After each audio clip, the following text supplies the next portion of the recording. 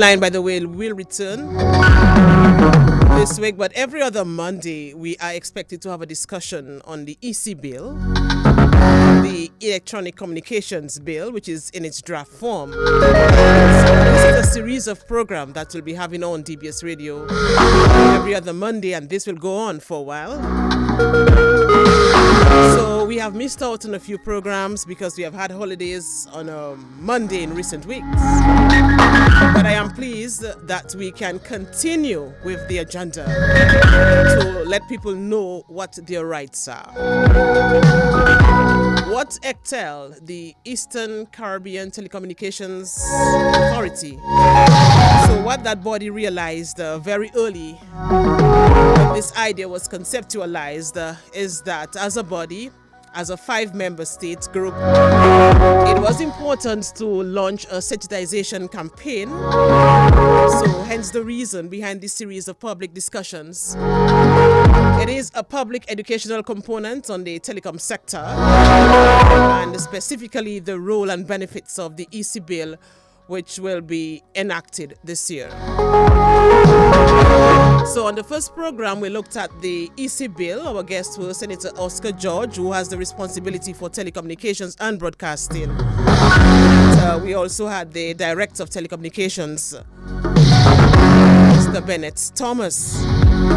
So they explained the acronym ECTEL, what it stands for, and what ECTEL means in the Caribbean context.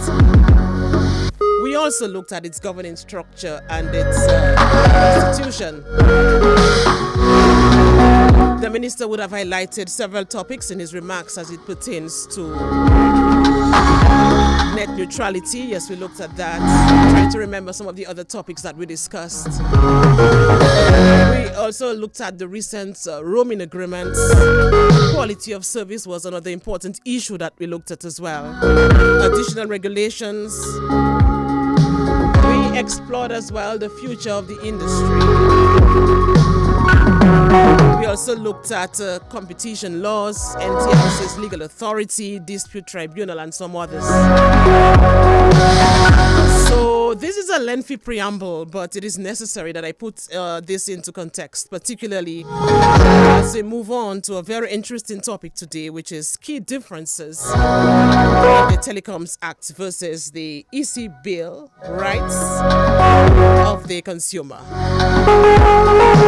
All right, so it sounds like a mouthful. It sounds convoluted, but it is very simple. So stay tuned.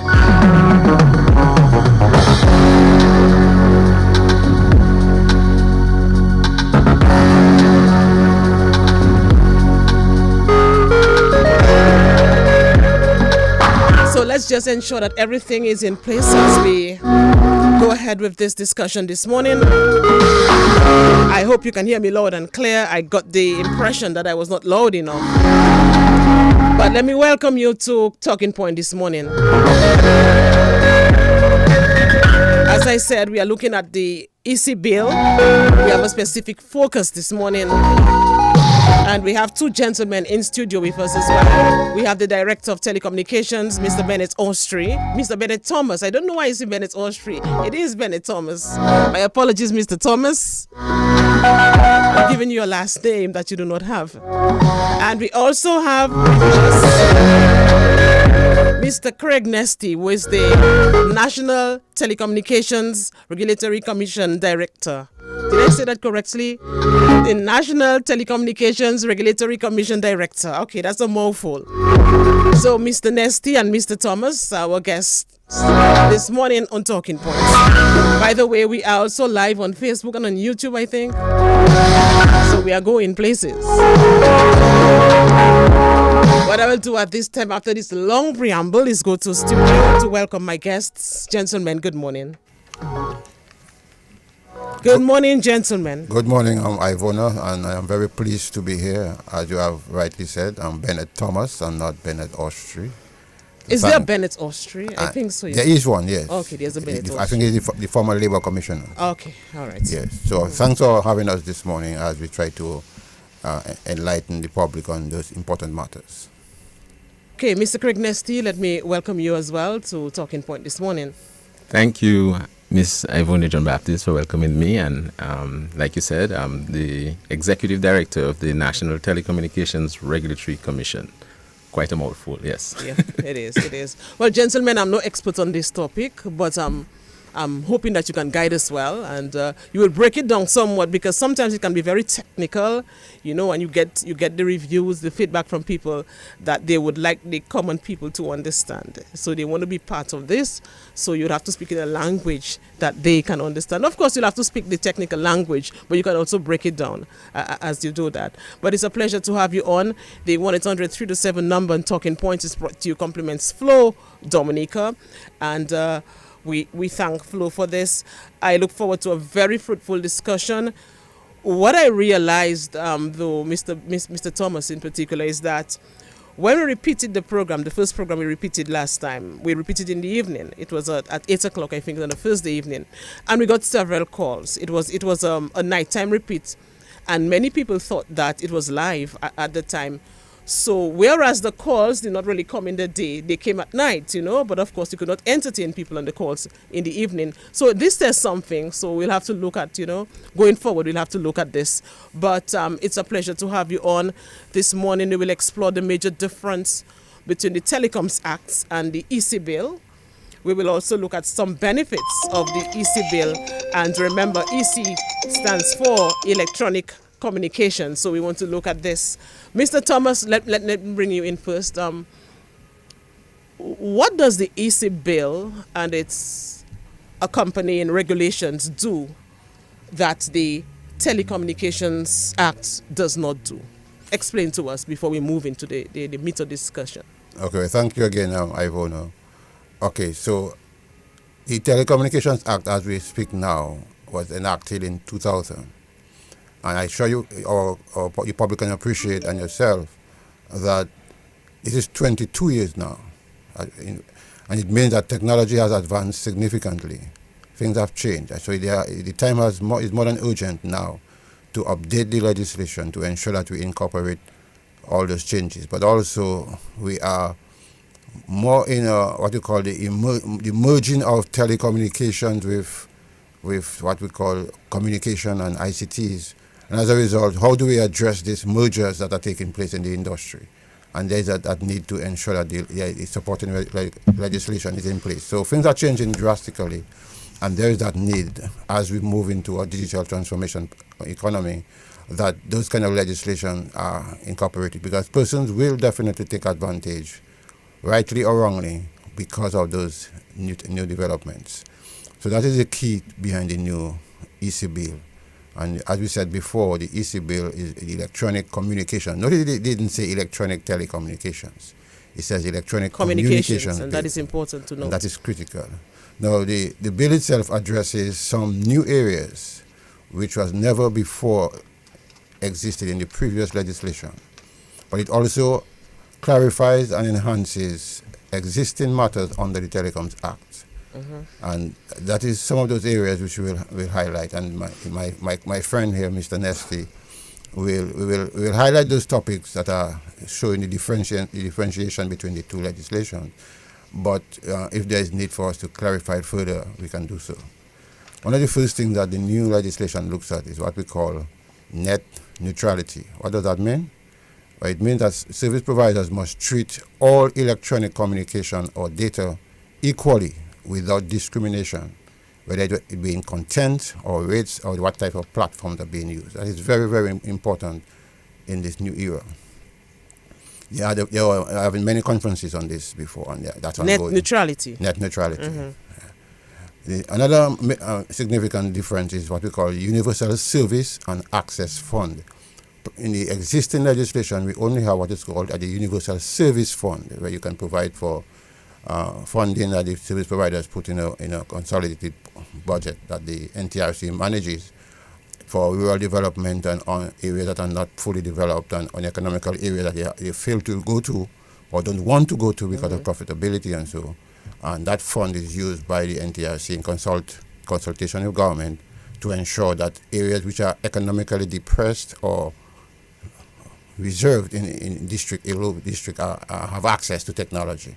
But this new legislation goes further. Apart from just having the fund, it has the whole issue of access fund. So now you can have the prior one is only to do service, but now we are saying you can have access to different areas, and even the issue of devices to be used, because you can have access and have no devices to use the service. So you're telling me essentially that this new draft legislation, this new draft bill, has incorporated things that would not have been there previously? Correct. Okay. So we now have what is known as the Universal Service and Access Fund.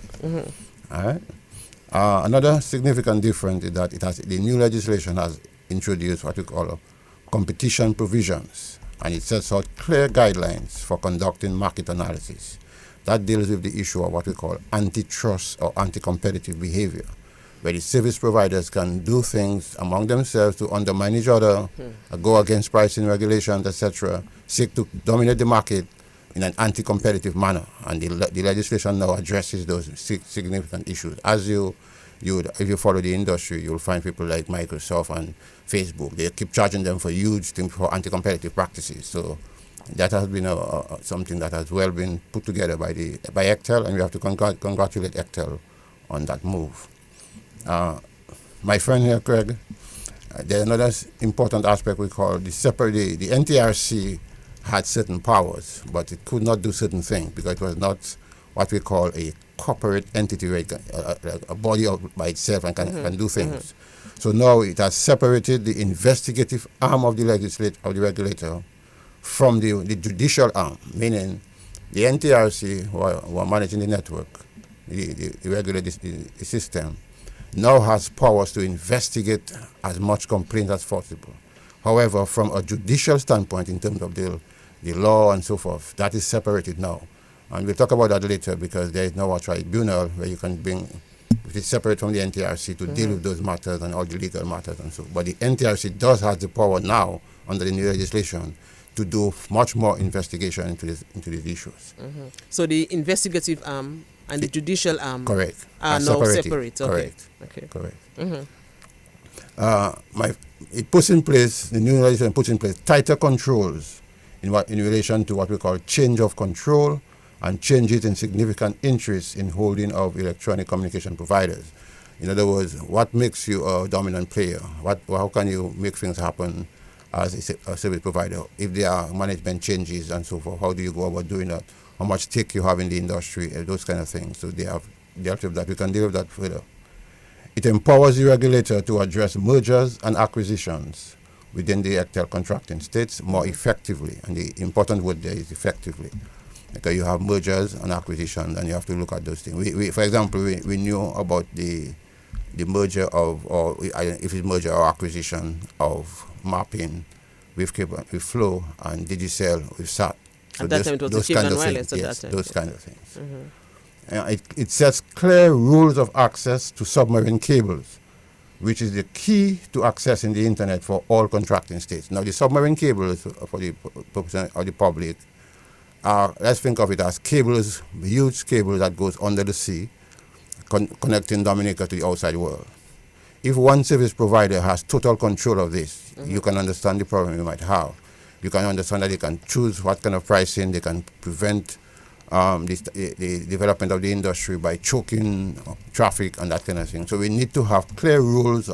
How do you manage this kind of thing? And should you have competition among the cable providers to allow access to the outside world? Because if one service provider controls access to the outside world, you can understand we are back to a monopoly system, and they can control the matter. So the ECTEL has developed clear rules and guidelines on those matters, and that is, in fact, the submarine cables are critical for the digital transformation of the country, because you are able to access the outside world in technology and that kind of thing. And if there is that bottleneck right there, you're going to have problems significantly and retard the development growth of the industry.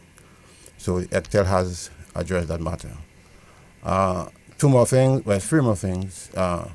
There are links. They have now linked penalties to breaches. In other words, you need to put teeth to the legislation, and when you violate the laws of the country, you need to be penalized for that.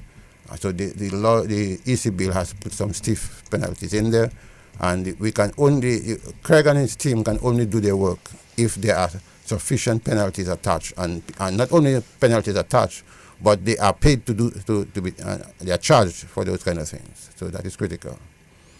It transforms the NTRCs into what we call body corporate legal entities. So we spoke about that.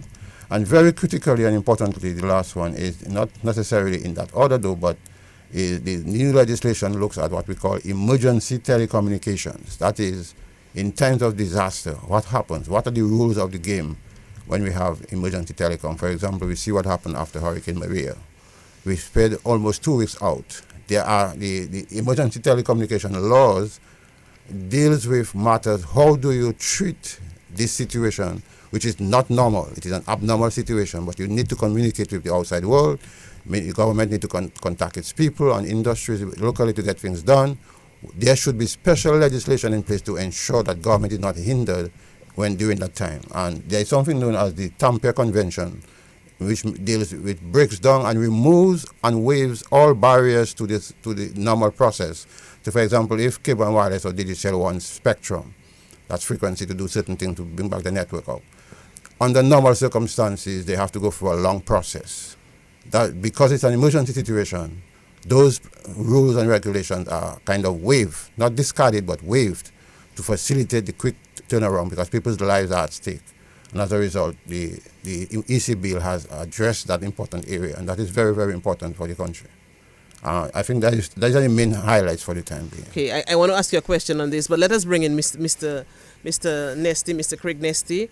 Mr. Craig Nesty, of course, it's a pleasure, of course, to have you on the program. I don't think it's my first time with you, but it's nice that in this whole scheme of things, in this whole citizenization drive, that you are on, because of course you too play a critical role in all of this. So it's nice to get your input. I'm not sure if you want to just add to what Mr. Thomas just said as we move on. Yeah, well, thanks for that warm welcome, Ivona. And yes, I can add a few things to what Mr. Thomas just said that would give it a little more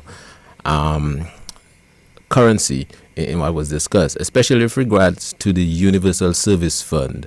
Like he said, it's now changed to the Universal Service and Access Fund. Mm-hmm. And he mentioned that we now can contribute to buying devices to the underprivileged or the indigent society can have devices paid for by the NTRC or the Universal Service Fund to access the internet, because Dominica is such a small place that it's quite likely that the providers may have infrastructure running right in front of your home, but because of the price of the infrastructure or the price of the access device, you may not be able to access it.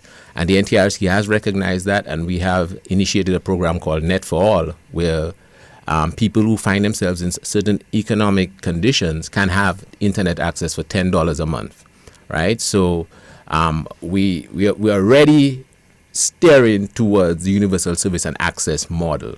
But what I wanted to add here was even beyond this, recognizing that entrepreneurship plays a big part in creating the killer application to drive more people online. Mm-hmm. The Universal Service Fund has been modified to support entrepreneurial activity. And I think that is the biggest shift that has been made to Universal Service Fund. So it's not just for expanding the reach of telecoms, allowing people to get on, but will also help our young entrepreneurs, our creators, our application developers. If they have good ideas, the Universal Service Fund is now designed to support those initiatives and ensure that those initiatives will actually drive more people online locally and create the type of digital economy that we want. In terms of penalties and breaches, Mr. Bennett did say that we have the penalties are now, all of the breaches now are penalties associated with them. But it goes even further, because before we had penalties that were like nuclear bombs, right? So every time I'd go to the minister and say, Mr. Minister, we have to invoke this penalty, he'd say, but Craig, that is just too severe. And some of the penalties were like, what was that? $1 million fines, and I think I'm off. $1 million fines and revocation of licenses and suspension of licenses. And we just couldn't find a creative, common way to suspend a license when a provider committed a simple breach, right? So now those penalties are more commensurate with the type of breach the provider has done, and it also adds another element to it. As long as the breach persists, the penalties continue. So before you put a penalty and have that be it, but right now you can keep putting those penalties, and those penalties are now moving towards things called administrative fines. So before the EC bill, the NTRC could not target the provider's bottom line. We had no impact on their revenue base. But right now, with the provisions that we can institute administrative fines, they're more inclined to comply to the instructions of the NTRC and the regulatory machinery. So those are one of the two things that I just wanted to add to what Mr. Bennett. So let me just follow up quickly with what Craig has said, because we are not here, and the legislation was not designed in a kind of we are against the service providers. No, you have to play the game fairly and quality service to consumers. People are paying their money. It is service. If you are not keeping to the service level agreement that you have established with the customer, there has to be like a police officer saying, hey, we are breaching the law, and that's what happened. But it is not we are here saying, okay, we're going to take your money from your bottom line. No, it's not. If you are providing a service, do it fairly and squarely and give quality service to consumers, and you get a return on your investment. I like this, because what this is saying essentially is that this bill, which is expected to be enacted later this year, will give customers what they pay for. That's correct. And that consumer protection is one of the key items on that agenda. So I really like that. You spoke about the universal fund earlier. I wanted to ask though, a lot of course would have gone into all of this in member countries. So a lot would have happened in member countries, a lot of examples we could use. When you look at the advancements in technology, obviously we have to do things differently. So I'm asking, Mr. Thomas in particular, did all of this necessitate that move to where we are now? When you look back, are there laws in this that are archaic that we need to take out? Are there laws that we need to add? As you said earlier, we need to give it more teeth to bite. So are there laws that we are enhancing and make it more friendly and make it fit well into these times that we are in? I just want to get a feel of this. Well, yeah, indeed. I mean, the executive director just mentioned one, for example, the Universal Service Fund. We know not just a fund on service and access, but now he mentioned it has guidelines for entrepreneurship. So what we have done, so if the first piece of legislation fell short or did not have that kind of insight into it, the new one has now enhances that. That's why we said now the EC bill, because of the changing circumstances, the changing infrastructure, the changing industry, you have to begin to look forward. And therefore, it's a forward-looking piece of legislation. Now, there has to be a caution, though.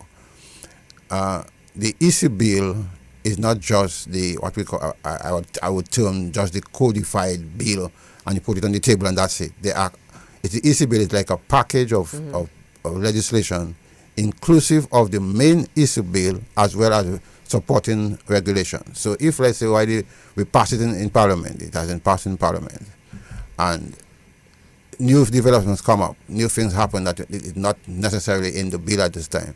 The minister has the authority in the EC bill now to have supporting regulations enacted to support this thing. So it's a dynamic piece of legislation that goes with that. So it's a package of incentives in the benefit of all parties, not just the consumer. Okay. You're listening to Talking Point. We are discussing the EC bill, and we have a very special topic this morning.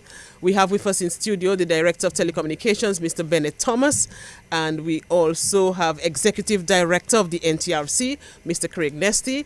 What we will do at this time is just pause for a short while to recognize Flo Dominica, and they are providing the 1-800-327 number. Stay tuned. Why pay full price for your mobile when you can pay less? Just bundle your home internet and mobile services with Flo and save 25% on your mobile bill every month. That's money in your pocket. And now you get 15 times more data, Plus, free YouTube and WhatsApp data. And you can share your plan with up to 3 other numbers. Upgrade now and get a free smartphone. Switch and keep your number. Learn more at discoverflow.co. Why pay full price for your mobile when you can pay less? Just bundle your home internet and mobile services with Flow and save 25% on your mobile bill every month. That's money in your pocket. And now you get 15 times more data, plus free YouTube and WhatsApp data. And you can share your plan with up to 3 other numbers. Upgrade now and get a free smartphone. Switch and keep your number. Learn more at discoverflow.co. We are on to talking points. We want to look at the rights of the consumer. I want to delve into this a lot more. But even before that, though, I want to bring in Mr. Nesty again to sort of explain more, help us really understand what are the proposed changes to the current Telecommunications Act and what it is intended to achieve. Well, am I live? Like Mr. Bennett said earlier, it deals with issues sort of like market consolidation. The existing Telecommunications Act, which was passed in 2000, is sort of silent on that. So what has happened is in certain countries like St. Kitts, St. Lucia, and St. Vincent, they're now back to a monopoly, where or a very close to a fixed line monopoly, where one provider is now providing fixed line services in that area, and that would include fixed line voice services and fixed line data services. And in Ectel's view, that is very dangerous, having a monopolistic situation. I mean, we all can recall what the market was prior to 2000 and what the market was after liberalization. So this new bill gives Ectel and the NTRCs the powers to review these market mergers, to assign significant market power status to individuals in a clear fashion, and to bring in the remedial measures that would ensure that the consumer's interest and consumer welfare is safeguarded post a merger situation. So in terms of market consolidation, it's a considerable leap forward than the existing Telecoms Act. In terms of dealing with vertically integrated providers, some providers in our market, for example, they control the submarine cable, they control the internet service platform, and they control the retail service of the internet. What this bill would seek to do is ensure that all of these segments can be treated individually, and people can compete in the different sections fairly. So all the operators will have, it will be sort of equitable. Right. So, for example, if a small Dominican operator wants to come into the market now and provide internet services, they would have to compete with Flow and Digicel. But both Flow and Digicel have access or ownership to the submarine cable. That new provider has to buy internet services from those providers. Whether they provide this service in a very timely fashion to that new provider is one thing. Whether they provide this service at a cost that makes it acceptable for that new provider to make a profit is another thing. So with this new act, there would be a lot of mechanisms in place to ensure that that service provider can actually roll out that service in a timely fashion and not have to wait 2 to 3 years to get an interconnection with a provider and so forth, where so all of their investment is sort of burnt out in just negotiating with a provider. So it's more protective in that regard. Okay. But on the issue, I know you want to come in here, but on the issue of level playing field, does it provide that though? It does. It provides a more level playing field than we have now. But of course, you'd have operators on a bigger scale. Yes. And you have operators who are probably just coming into the market. Right. And it's different in terms of what they provide. Well, in terms, what you have to recognize is the large operators are operators you normally call dominant. They're dominant in the market, right? And because they're dominant in the market, you would like them to do certain things, or the regulations is such that they have to do certain things to allow the less dominant players to participate in the market in a fair and competitive fashion. So they can't just stamp out competition, which is something a dominant provider is more inclined to do than play by the rules. All right. So it goes back to what you said. The monopolistic situation is dangerous. It is, yes. Yeah, Mr. Thomas, I want to follow up with what Mr. Nesty has said, because one of the critical aspects of this whole issue is what we call the high entry barrier for other players to come in. So if you are a major player and they do not want competition, I don't think much people want competition. You will want to increase the entry level for somebody to come in, another player to come in, and in so doing, the word I'm looking for is that it shortchanges the country in terms of developing this innovation and entrepreneurship that we're looking for, because competition is the key. The regulators are there to ensure the rules are followed, but the key to a diversified economy is really competition. And when you do those kind of have that kind of behavior, you are in fact stagnating the development of the country and preventing other players from being competitive. For example, see the issue we have, for example, with what you call over-the-top services. They are competing with the service providers. They have their issues about it, but the point remains: persons now feel, well, I have an alternative now. Yeah. There is competition. That's I can do something, and so they have to look for a model to facilitate this process. And this is an ongoing discussion as we speak. So vertically integrated operators, that will be addressed. Yes. I've only one more thing though. I'd like to bring forward in terms of the differences between the Electronic Communications Bill and the Telecommunications Act. Is consumer protection and quality of service is now a core function in the Electronics Communication Bill. What you have to understand is when the telecom... It wasn't a core function before. It was a function. It was a function, but the core function of the Telecoms Act... I'm a consumer, I have to ask. Yeah, no, I with you, but the core function of the Telecoms Act was to liberalize the market. It was to break a monopoly. So it was designed when there was one player in the market, and the main objective was to determine he was dominant and break that market. That was the major focus about this act. Now that the market has matured, and you have more than one player in the market, then they start looking at competition issues, which is what Bennett is talking about, whether or not prices between the providers are fair, whether or not wholesale prices are being offered by one provider to another provider or to a smaller provider. So a lot of these competition issues are now a focal point of the bill. And consumer protection and quality of service is also a focal point of this bill. So it gives us more safeguards for the consumer, and it gives us the ability now to measure the service provided by the telecoms providers to ensure that you get what you pay for. So you pay for 50 megabits download. It's not approximately, maybe we get 50 on a few days and you get 20 every other day. The quality of that service now needs to be measured, monitored, and the providers need to uphold that quality to ensure that the consumers are getting value for money. This is a game changer, Mr. Thomas, That's especially correct. for the consumer. Yes, and I think it is important that we understand that the consumer is a key player in this process. I wanted to just, as part of that process, mention the importance, because Dominica is especially situated in that area, and the entire OECS for that matter. The issue of emergency telecommunications, which is critical in the bill.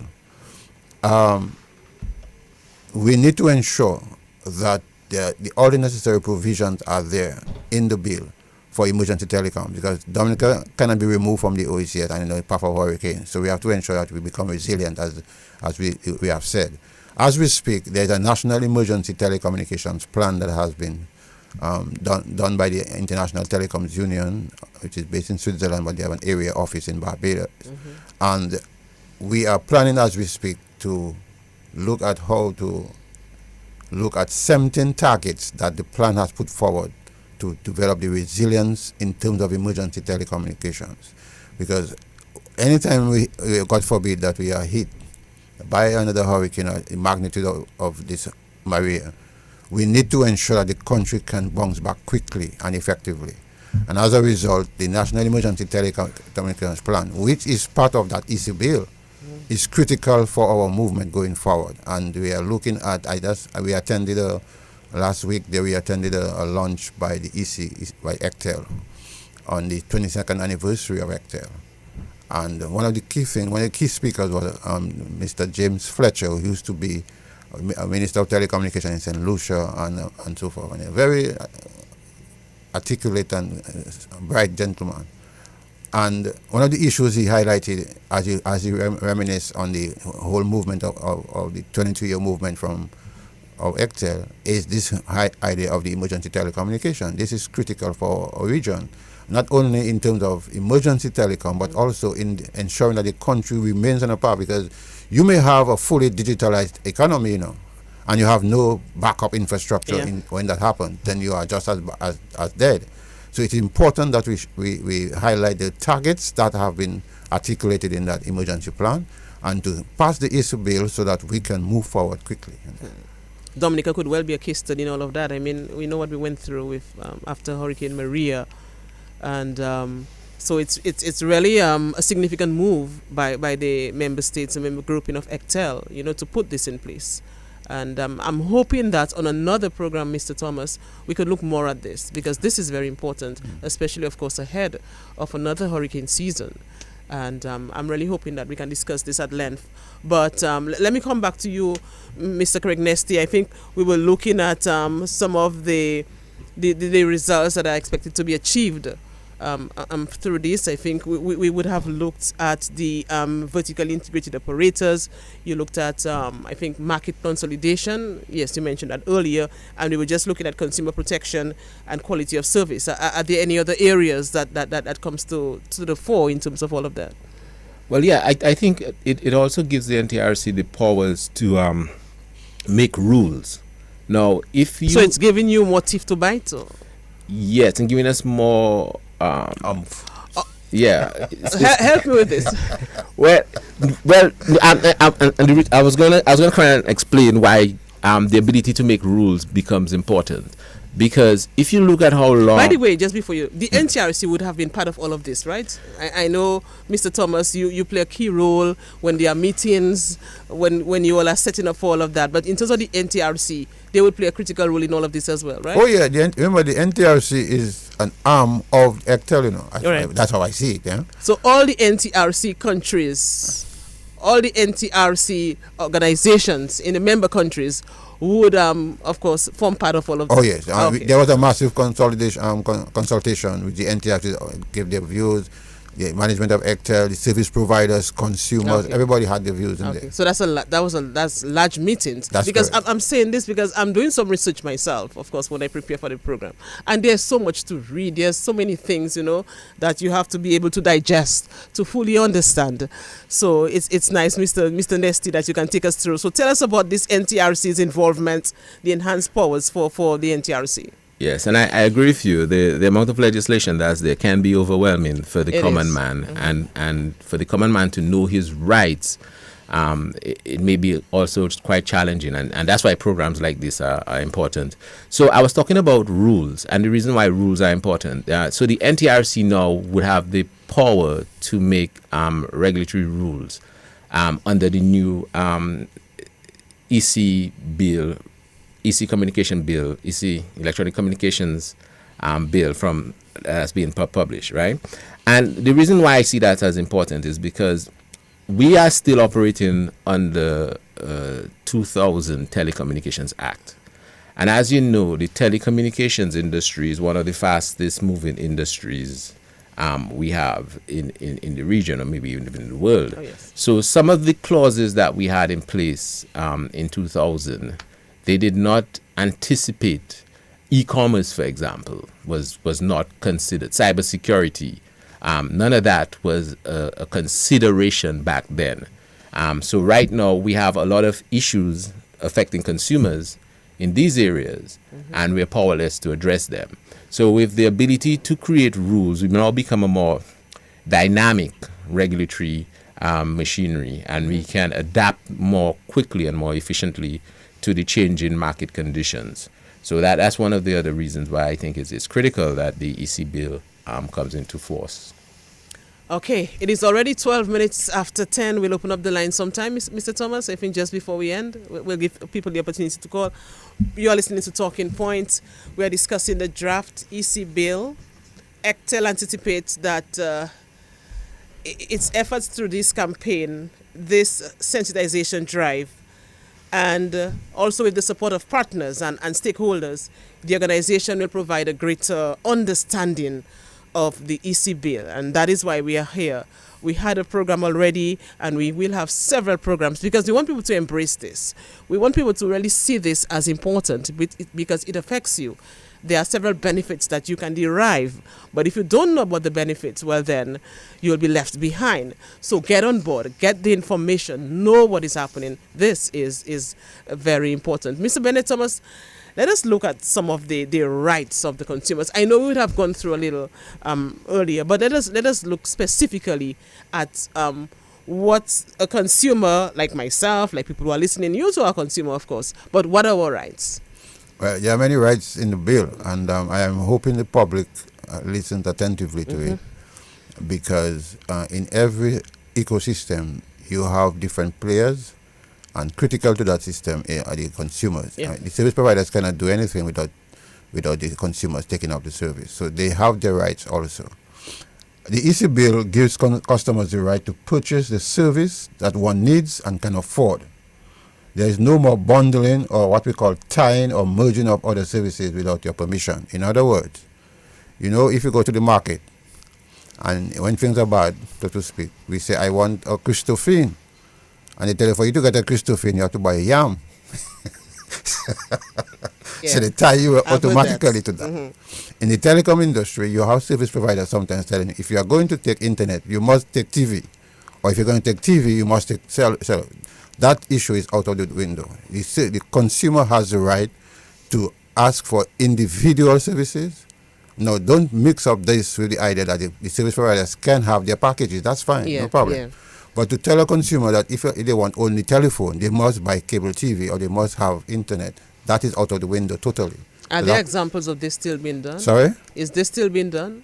In terms of the package and telling customers that you have to take two. There have been complaints, and my friend Mr. Ernest today can articulate on that more. But I'm just saying that is one of the key aspects of the right of the consumer. All right.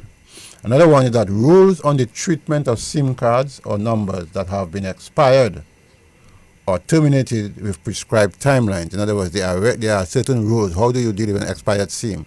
Well, those kind of things. So, in other words, when the consumer goes to the service provider and has service from them, it is the responsibility of the service provider to articulate to the consumer all their rights and benefits. All right? What happens if I have a SIM that has not expired? If it has expired, what should I do? Okay. Things like that. Okay. The rules also... Just take opinion. Let me see if this person wants to share now. Talking points. Good morning. Good morning, Mr. John Baptist. To you, good morning. Morning to your guests. Good morning. Morning. Mr. Bennett, I am very happy that this part of this subject that you all are discussing this morning is coming up. Because I really had a problem with that. All along, I always had a problem with that. Because I want internet, but you're telling me that I have to take this to go with that to be able to get what I want. And I feel it wasn't fair. It is just not fair to the public. Now, this is happening up to today as we speak, because you're getting messages on your phone every day telling you to bungle up.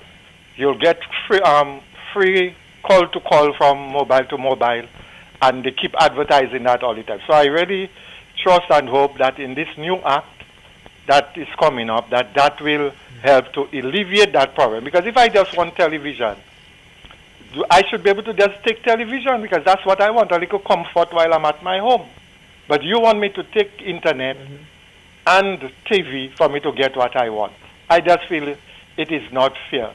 And I'm longing to see the day when that also roaming thing becomes a thing of the past. You're in the U.S., you're in one state, and you can call every other state free of charge. In Dominica, you have to pay. Even when you roam, you move from Dominica to St. Lucia, you have to pay for roaming. I hope in that this will be a thing of the past. Thank you for this morning, Okay. and thanks for all the information that Okay. you all have passed. Thanks for this. I think we looked a little at roaming last program. Yes, but what but we'll do in future programs going forward, we'll always emphasize some of the points that we would have raised in but then earlier you programs. tell the customer here, the caller, that the issue of the roaming is something that we have just had a declaration on.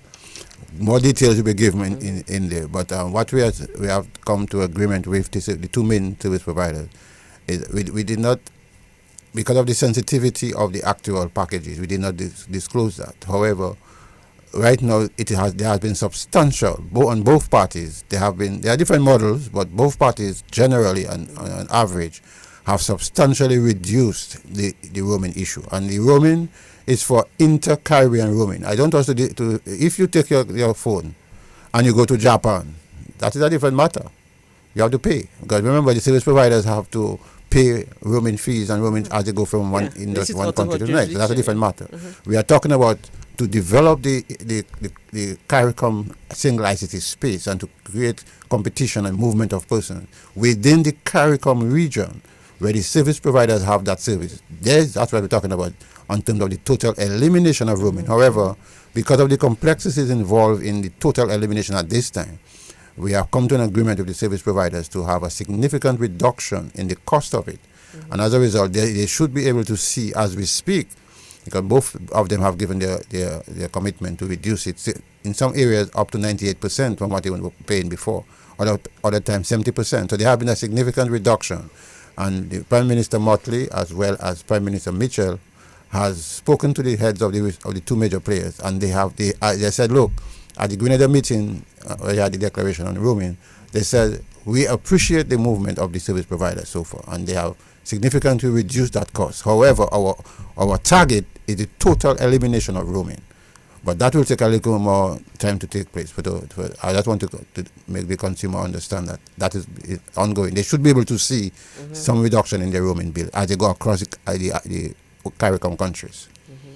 And remember, the bill is in its draft stages. It is expected to go to Parliament later this year. Is that enacted later this year? The bill, it does not address it's separate and distinct from the roaming issue. Okay, all right. Yeah. It is separate. Yes. So that follows this huge meeting that was held in Grenada in St. George's. The St. George's Agreement. Okay. Yes. All right. Help us better understand what this draft bill is implying when it states that customers can contact their service providers and lodge their complaints in person.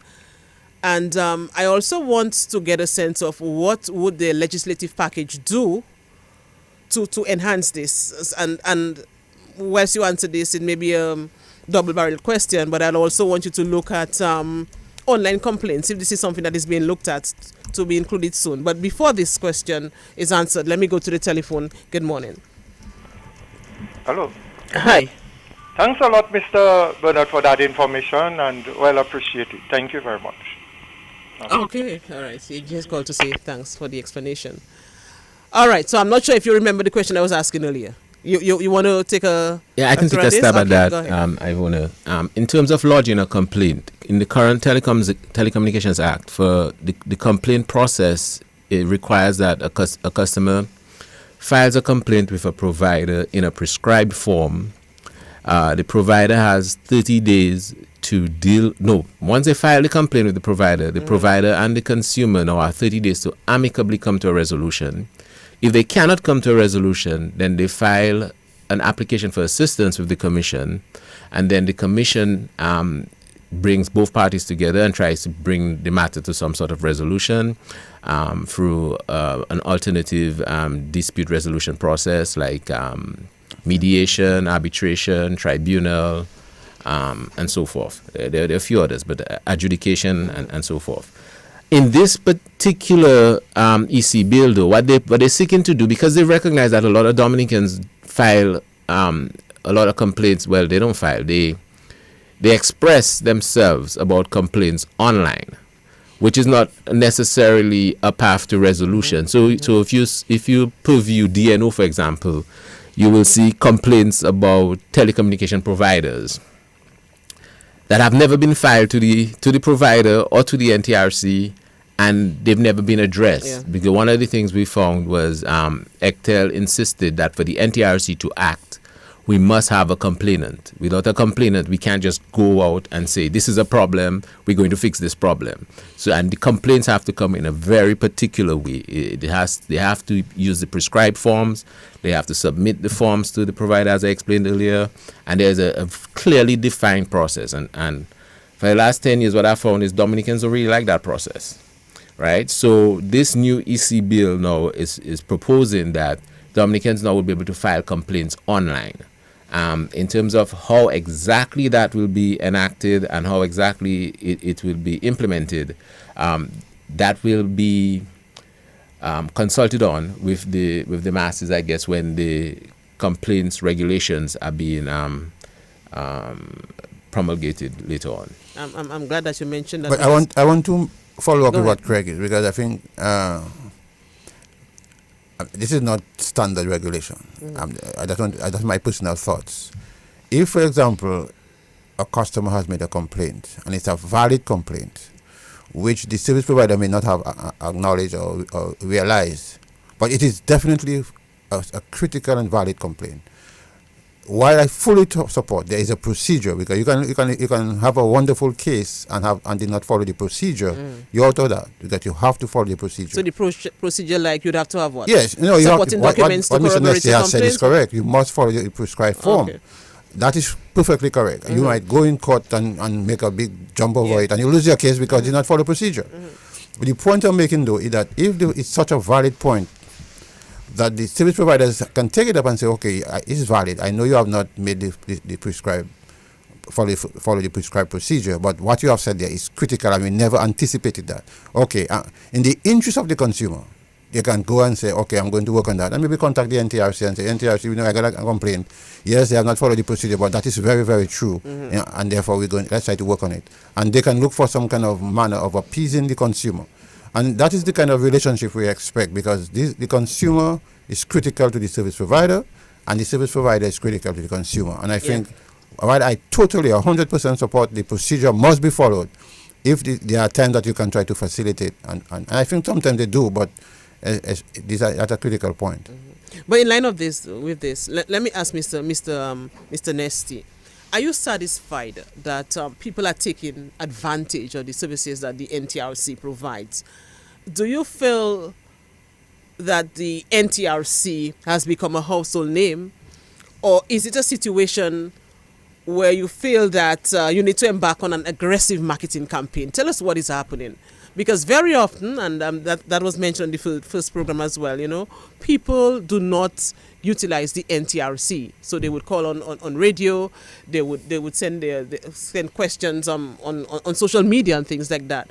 But in terms of the NTRC, what are you seeing in recent time as far as people calling the organization? Yeah, well, the NTRC did go on a drive to increase consumer awareness and to advise consumers about the complaint process. So prior to, say, 2018, 2017, the NTRC would get 1 or 2 complaints a year, right?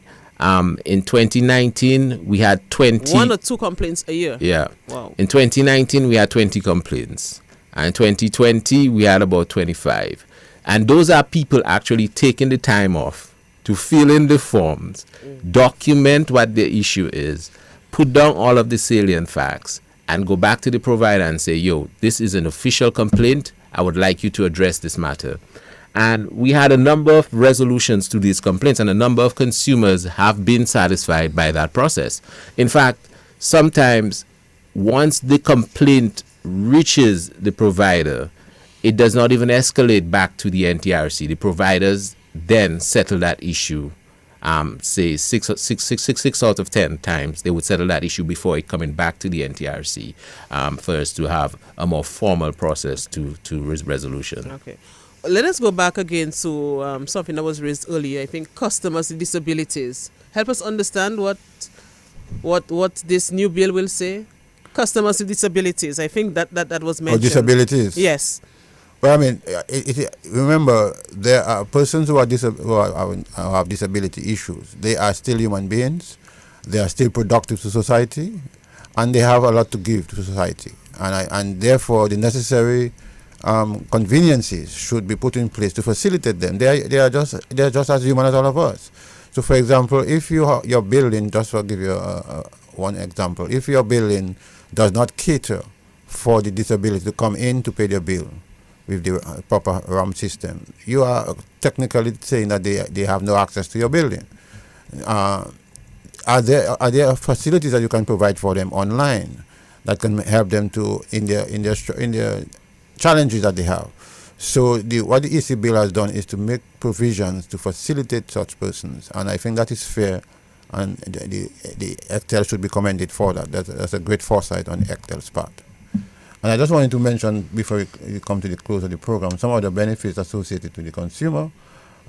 Service providers must comply with notification requirements to inform retail customers on services being used, such as what is their termination and discontinuation procedures and practices, what are the rules governing continuation of service, the bundling or out-of-bundle issues, roaming usage, etc.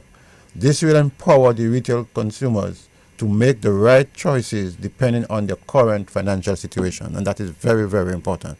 The service provider need to give clear information to the customer so you can make right decisions, because the people are using their little funds. They have to use the service, but they need to know their rights. They need to know what they can do, their privileges.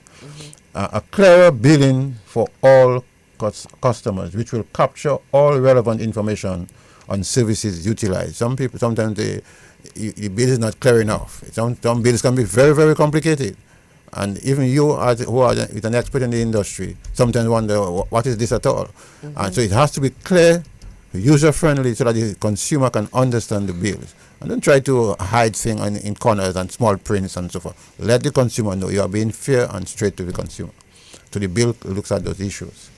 The NTRC will review and approve all proposed retail contracts to ensure terms and conditions are clear and fair. And that is as the regulator, that's very, very important, and because that will reduce the whole issue of complaints, because the regulator can easily say, look, okay, we have that right to look over those things and get back to the service provider and say, look, this thing is not clear enough, this thing is not right according to the law, etc. and so forth. So the consumer has that. Contracts shall not include terms which have the effect of automatically renewing retail customer contract at the end of a commitment period. In other words, automatic end. Okay, my contract ends today. For some reason I couldn't come downtown today, and automatically I back into the contract. No, yeah. That's not right. Therefore, retail customers do not feel pressured to keep a service that is not wanted. They may say, okay, I no longer want service. My funds have gone down. I was in an original contract that I had both cable TV and internet, but now things are not too well because of certain issues and so forth.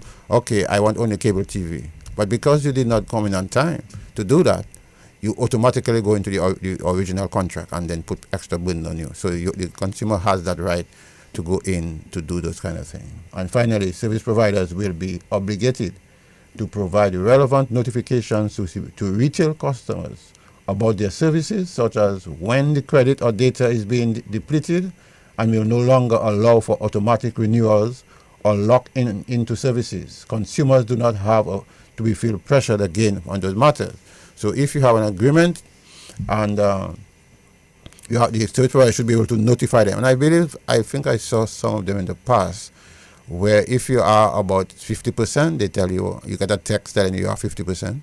If you're at 75%, they tell you, hey, you are 75%, and you might be discussed. So I think I have seen some of that, but it has to be clearly defined and known to the consumer that you can do those things. Okay. Interesting. We are coming to the end, but I just wanted to ask though, Mr. Thomas, in terms of students, how much is ECTEL doing though to sensitize students in particular? Well, more so at the secondary school level and the tertiary level. Is there a program in place? Will something unfold later on in terms of this whole program to sensitize the public? Well, the purpose of such programs are to facilitate all consumers. In the schools and academia are critical to that process. So yes, I can foresee the NTRC and myself, the ministry, going to certain schools, the colleges and so forth, and making them understand those things, because they are heavy users of those things. So yes, that's possible. I don't see any why we cannot do that. Okay. Let us get closer remarks, gentlemen. Let us start with you, Mr. Nesty, as we end this program. What message would you like to leave with listeners? Well, I'd like to say that the passing of the Electronic Communications Bill is critical. We will not have everything right. So my advice to the policymakers is pass the bill and let's treat this as a process as opposed to a destination. If we had to do software development in the way the bill is being done, you would never see Microsoft Word or you'd never see Excel because we've been trying to pass this bill for a very long time. And I know it's complex, it's difficult, the conditions of the market keep changing, but we will never be ahead of the telecom sector. So my advice is pass the bill and let's do the amendments as we see fit. Mr. Bennett Thomas, your closing remarks. But I couldn't agree with Mr. Nesty more. I think it is very important for the continued development of the sector and for innovation in the country and the OECS that we pass the bill, because the bill has a number of benefits that can enhance even what with the digital economy that we're doing now. Emergency telecommunications, the whole issue of the various rights of the consumer, the expansion of internet, net neutrality, all these things are critical as we begin to expand. And I think the most I can say at this time is yes, let's pass the bill, and then we can. If there are any other issues, I mean, as we said, technology will always pass us. But if we have the bill in place, and there are issues coming up, we can pass regulation to deal with that, but let's pass the bill. And I think that is critical, so for the benefit of everybody. Let's pass the bill. There are so many benefits that customers and consumers can derive from this bill. Let's go ahead and pass the bill.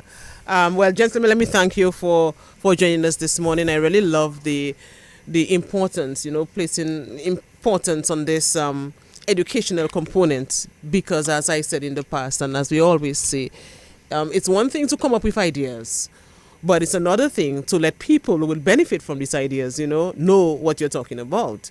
So we need to embrace this. And one of the ways that we can embrace this is listen to the information, find out what is going on. I believe it is not by design that ECTEL did this. It is more by importance. It is a necessity. So we really need this, especially now. Things are changing so rapidly.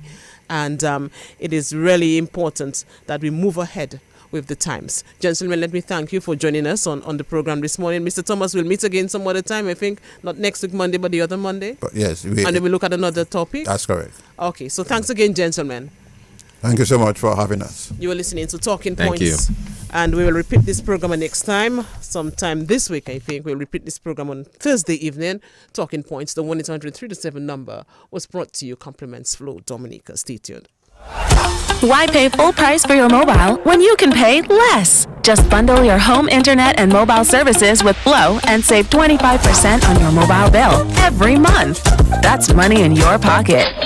And now you get 15 times more data, plus free YouTube and WhatsApp data. Why pay full price for your mobile you can share when your you plan can pay with up less? to 3 other numbers. Upgrade now and get a free smartphone. Switch and keep your number. Learn more at discoverflow.co. Why pay full price for your mobile when you can pay less? Just bundle your home internet and mobile services with Flow and save 25% on your mobile